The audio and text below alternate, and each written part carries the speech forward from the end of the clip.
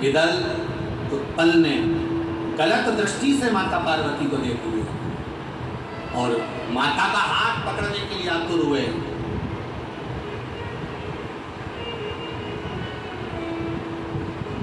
क्रोध आ गया, माँ ने कुंदुक पड़ा था, उस कुंदुक का प्रहार कर दिया। शिव जी के चरणों में जाकर वो कुंदुक गिरा। विदल उत्पल तो मर गए, पर कुंदुक शंकर भगवान के चरणों में गिरा तो शिव जी का नाम कुंदकेश्वर महादेव।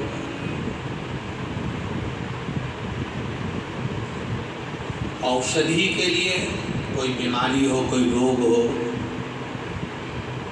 और उस बीमारी रोग में दलित माताएं थी, जहाँ तेरे सेवा भारती के बच्चे मिला रहे थे उनसे, तो वो कह रही थी, कोई थे नगर पालिका में वो सर्विस करते हैं, तो उनकी धर्म पत्नी को कहीं कैंसर का रोग होगा। तो उन्होंने कहा, गुरुदेव बाबा की कृपा ऐसी रही होगी कि हम शिव के भरोसे पर जल पीना चालू कर, और बाबा ने हमारी रक्षा। आप ही हैं, दोनों हाथ हिलाते एक बार श्री शिवाय नमस्ते। हम कैंसर जैसे रोग को हराकर देवादिदेव महादेव की कृपा से शिव महापुराण में बैठकर कथा सुन रही है। देखिए यही मंदसौर में ही या नीमच में नगर पालिका में सर्विस में है, ये शिव कृपा। बैठिएगा, श्री शिवाय नमस्ते। एक इतने भयंकर रोग को हरा देना। कहा गुरुजी औषधि वगैरह सब दवाइयाँ बंद है, बस बाबा का जल चढ़ा हुआ पी रहे हैं और बाबा रक्षा कर। ये भरोसा, ये दृढ़ता, ये विश्वास में आता होगा।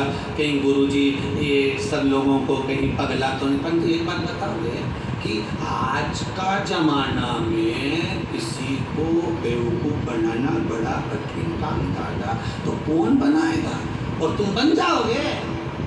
इतने विद्वान पढ़े लिखे, सबकी बुद्धि काम करती है कि एक बार शिव महापुराण में महाराज ने बोला है तो पढ़ो शिव पुराण में कि कहाँ लिखा हुआ है, पढ़ो, स्मरण करो, स्कंद पुराण पढ़ो, पद्म पुराण पढ़ो, अग्नि पुराण पढ़ो, नर्मदा पुराण पढ़ो, और एक एक चीज निकालो कि महाराज ने बोला वो गलत तो नहीं बोला। चिंतन करिए, रात्रि को जाकर स्मरण करिए।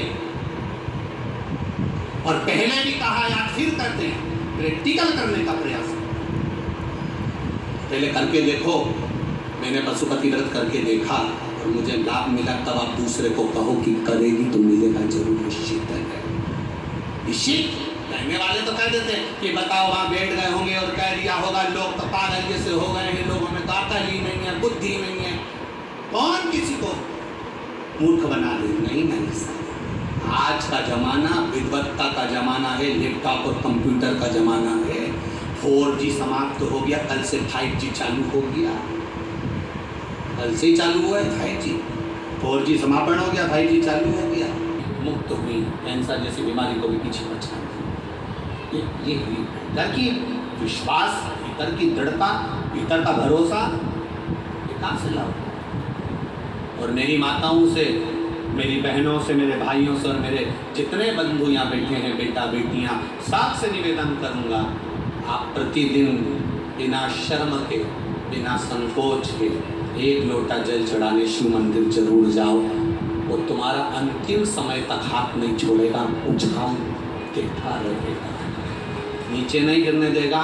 एक ठेला चलाने वाले से भी कहूँगा, एक भीख मांगने वाले से भी कहूँगा, कब तक भीख मांगोगे?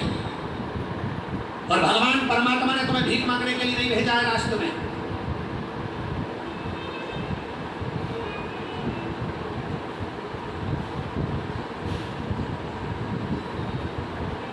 भीख मांगने के लिए भगवान किसी को नहीं बुलाया अपनी भूमि पर।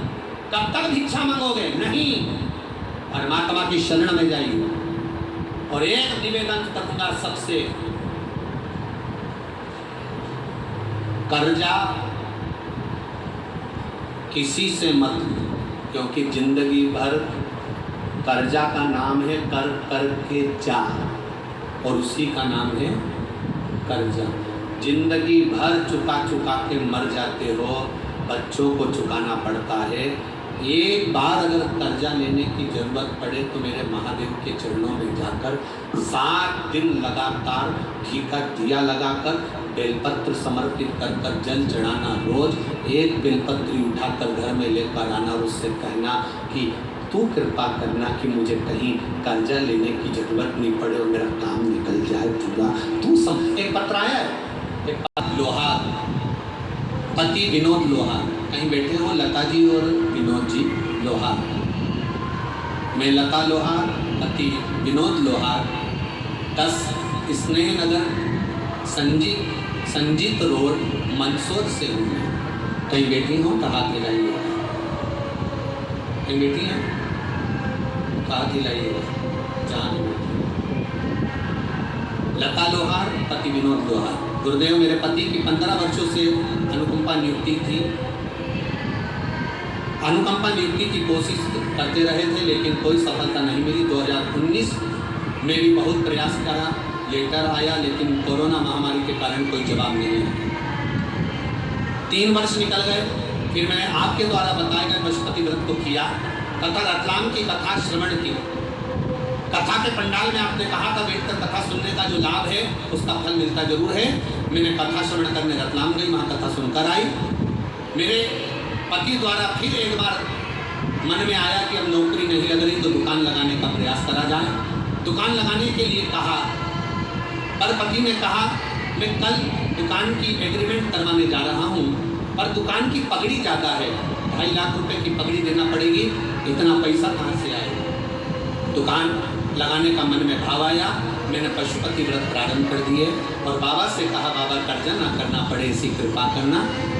और पति से कहा तुम रुको, मेरे 5 व्रत पूर्ण होने दो, मुझे विश्वास है कि मेरा बाबा कर्जा नहीं करने देगा। उसके बाद आप दुकान खोल लेना, एग्रीमेंट करा लेना।